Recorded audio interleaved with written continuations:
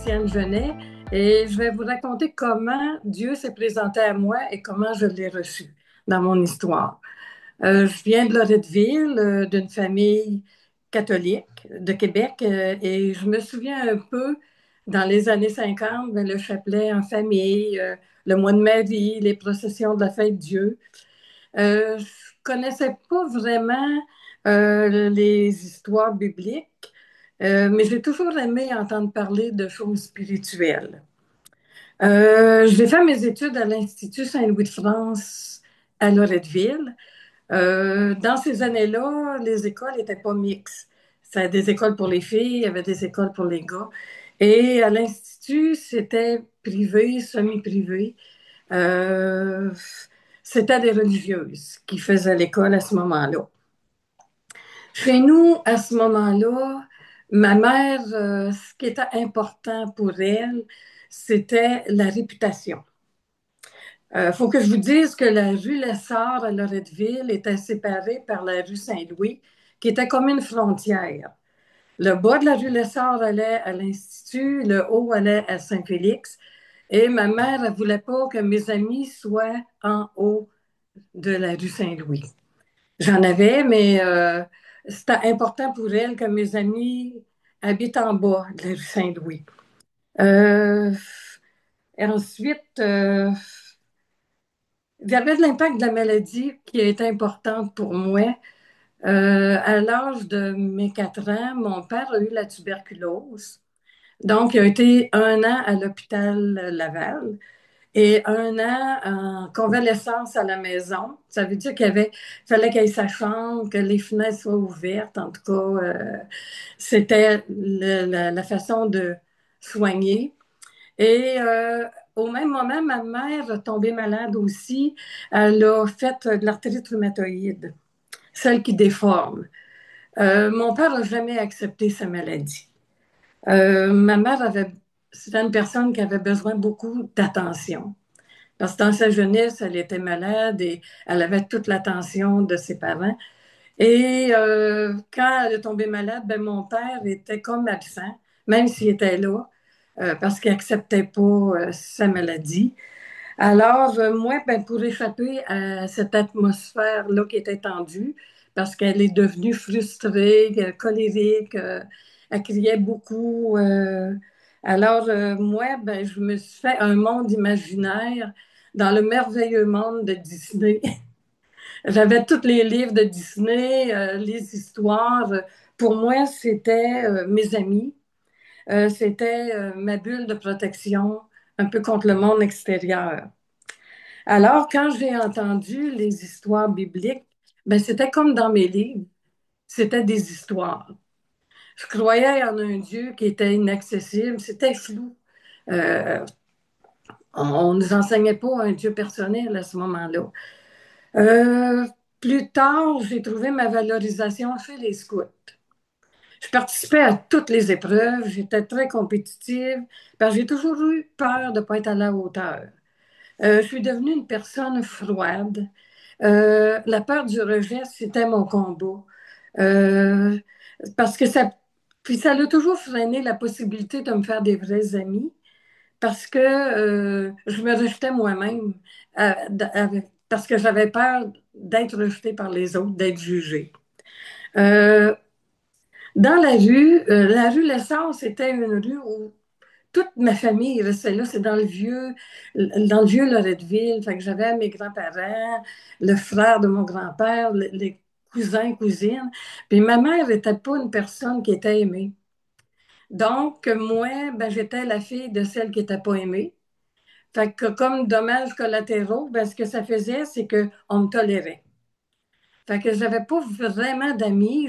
J'avais des amis, mais pas proches. Et ben c'est ça, je me rejetais moi-même, si on veut. Puis à l'adolescence, ben comme plusieurs, j'ai laissé de côté la religion, la messe, les prêtres, les traditions catholiques.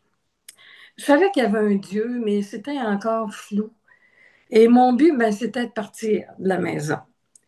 Je me suis fait un copain que mon père n'aimait pas et je me suis mariée. Euh, Ça s'est pas tellement bien passé. Et après 7 ans, il est parti. J'avais deux enfants en bas âge, 2 ans et 5 ans. Et je me sentais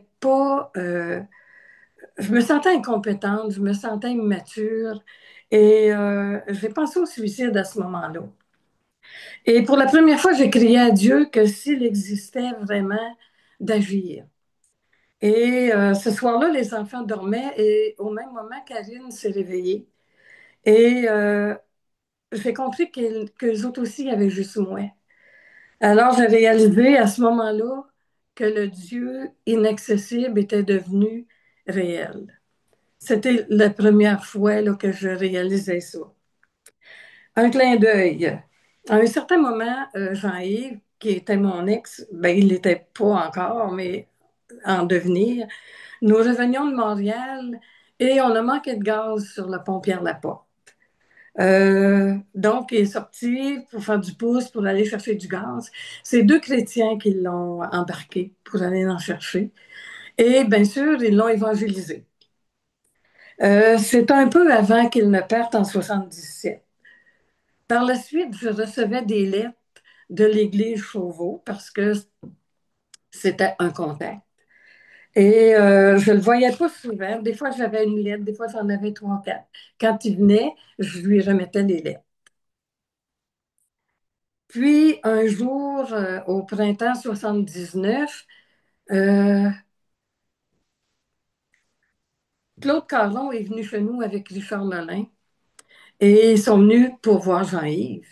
Mais moi, ben là, je leur ai dit, Jean-Yves est parti, ça fait 2 ans. Alors, ils ont commencé à me parler de Jésus. J'aimais ce qu'ils me disaient, j'ai aimé ça.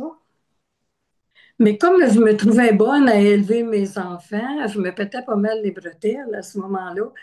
J'avais pas besoin d'un sauveur. J'avais recommencé à m'occuper des guides à l'ancienne Lorette comme animatrice.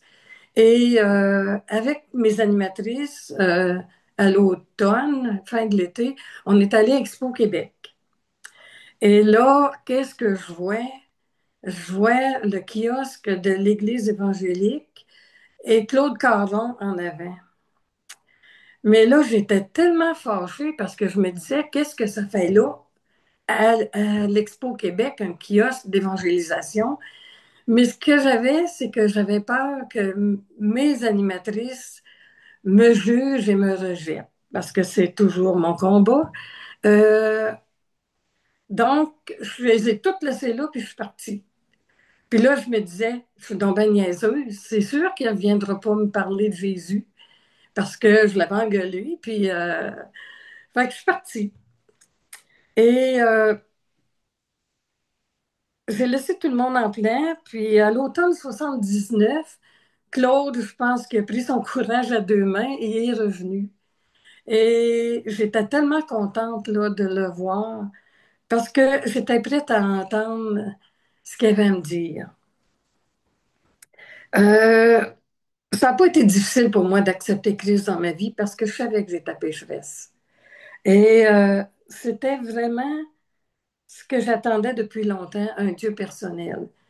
J'avais déjà eu une réponse quand j'ai voulu comme me suicider. À ce moment-là, il a agi dans ma vie.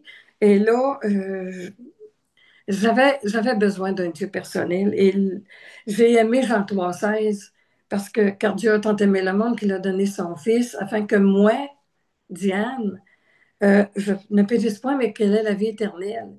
Euh, c'est la première fois que je le sentais que j'avais vraiment un Dieu personnel en moi. Ce qui m'a attiré en premier, ensuite à l'Église, c'est la famille. C'est l'ambiance familiale, parce que moi, j'ai pas connu ça chez nous. J'avais un frère qui était beaucoup plus jeune que moi. Alors, c'est comme si Dieu m'a appris à vivre au sein d'une famille nombreuse. Euh, Bien sûr, j'ai eu des déserts spirituels. J'en ai eu un qui a duré quelques années. Parce que j'avais du mal à comprendre l'amour de Dieu comme un père. Parce que l'amour dans ma famille, ben, c'était pas fort.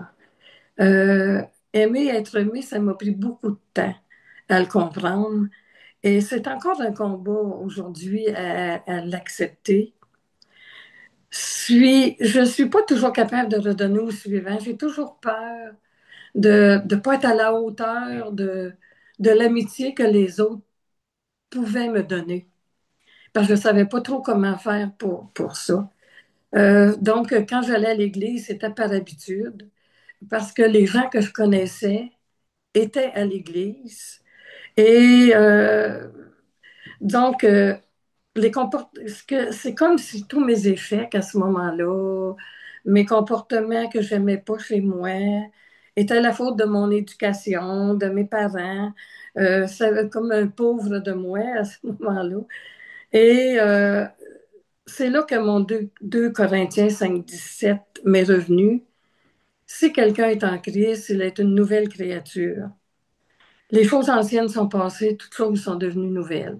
Il fallait que j'écarte le passé d'un certain côté pour avoir une vie nouvelle aussi. Lorsque j'ai accepté Christ dans ma vie, j'étais divorcée depuis 2 ans et je n'avais aucunement l'intention de refaire ma vie. J'étais monoparentale. Mes 2 enfants étaient rendus à 4 et 7 ans. Mais Dieu avait d'autres projets pour moi. Ésaïe 55, 8. Car mes pensées ne sont pas vos pensées et vos voix ne sont pas mes voix. Et Dieu a un sens de l'humour. Un vendredi, je crois, en revenant de travailler, je passais devant l'église Chauveau. Et dans ce temps-là, dans mon auto, il y avait un bouton à terre. Quand tu pèses dessus, tu as les lumières hautes ou les basses. Ça fait longtemps. Et la fumée sortait par le bouton. Là, je m'arrête, inquiète, puis je me dis, ben voyons, qu'est-ce que je fais? Puis je savais qu'il y avait de la jeunesse à l'église, fait que je suis rentrée, puis j'ai demandé s'il n'y avait pas quelqu'un qui pouvait venir vérifier si le feu n'était pas pris dans mon auto. Et c'est Raymond qui est venu. Et on a commencé par la suite à des activités, à participer à des activités ensemble à l'église. Lorsque c'est devenu plus sérieux, j'avais quand même 2 enfants. Et pendant des mois et même quelques années, je me disais, il t'offre pas. Mais Dieu lui a sûrement donné un don spécial parce qu'il ne s'est pas découragé. Euh, dans mon cheminement spirituel, j'ai appris à reconnaître les endroits où Dieu a agi dans ma vie.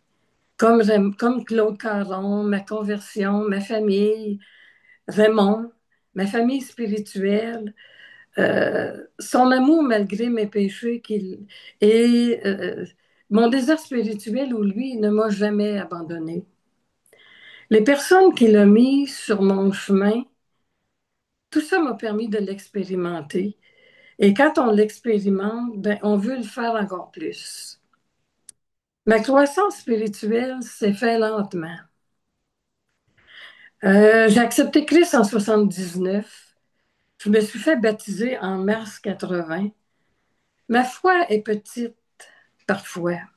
Mais Dieu est présent dans ma vie qui n'est pas parfaite. Et il prend soin de moi, de ma famille, qui est toujours là. C'est lors de mon baptême que Dieu m'avait donné 2 Corinthiens 5, 17. C'est vraiment mon verset. Si quelqu'un est en Christ, comme le dit, il est une nouvelle créature. Et les choses anciennes sont passées. Toutes choses sont devenues nouvelles. Lorsque nous nous sommes mariés, Raymond et moi, en 83, à l'église Chauveau, Dieu nous a donné un verset aussi. Jérémie 29, 11. Car moi, je connais les projets que j'ai conçus en votre faveur, déclare l'Éternel. Ce sont des projets de paix et non de malheur, afin de vous assurer un avenir plein d'assurance.